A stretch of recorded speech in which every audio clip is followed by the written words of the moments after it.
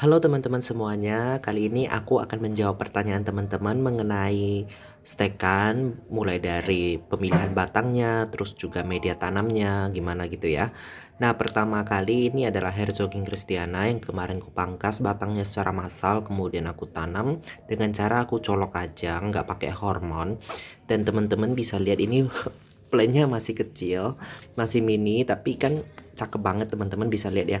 Itu tunasnya di mana-mana gitu kan. Subur banget gitu kan. Nah, jadi batang indukan yang kemarin aku potong itu cuman segini teman-teman.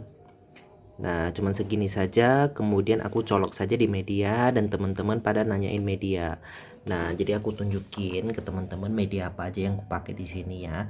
Jadi media yang kupakai itu seperti biasanya kompos, terus sekam bakar, mikoriza, dan aku campur gitu. Jadi perbandingannya itu lebih banyakin 50% ya antara kompos dan sekam bakar. Kemudian mikorizanya paling cuma 1 sendok makan ditabur gitu ya. Jadi dicampur di media tanamnya, diaduk-aduk, kemudian baru dijadikan satu pot gitu teman-teman. Nah, ini sudah tumbuh walaupun kecil, tapi ini enggak akan aku jual dulu karena ini akan aku keep ya. Ini plantnya masih kecil tapi seger banget, pertumbuhan tunasnya di mana-mana. Dan ini ada akarnya teman-teman, nih yang bagian putih-putih ini akarnya. No, ini akarnya. Jadi penyiramannya itu juga sangat gampang ya. Jadi seperti masih lembab seperti begini, itu nggak akan aku siram teman-teman. Jadi aku siramnya itu cuman pas aku pegang potnya atau aku pegang medianya ini terasa kering seperti kresek-kresek gitu kan.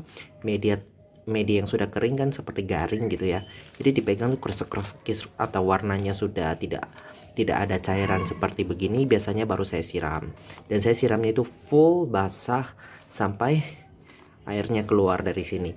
Nah, kalau misalkan masih lembab begini saya biarkan aja, karena kita perbanyakan rose itu dia lebih suka media yang cenderung kering, dia akarnya akan cepat tumbuh. Apabila kalau medianya itu lembab, maka akar mudanya itu cepat busuk. Nah, busuk akar itu pemicu utamanya kegagalan banyak teman-teman yang menanam atau menyetek mawar.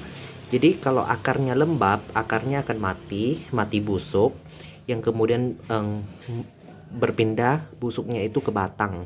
Nah, jadi batangnya tuh pelan-pelan akan menghitam. Nah, itu adalah kronologinya. Nah, jadi kalau apabila medianya terjaga itu tidak lembab banget, alias kita menyiramnya itu cuman saat dia bener-bener kering kerontang gitu ya.